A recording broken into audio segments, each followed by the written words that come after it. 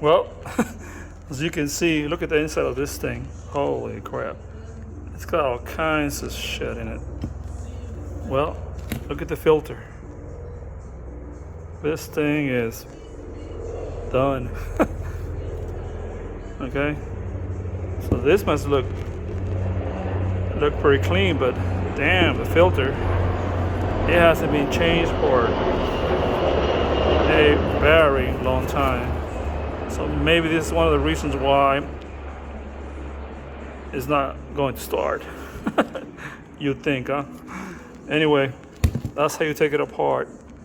Okay, that's your canister. That's your filter. This is like the water separator thing. Top.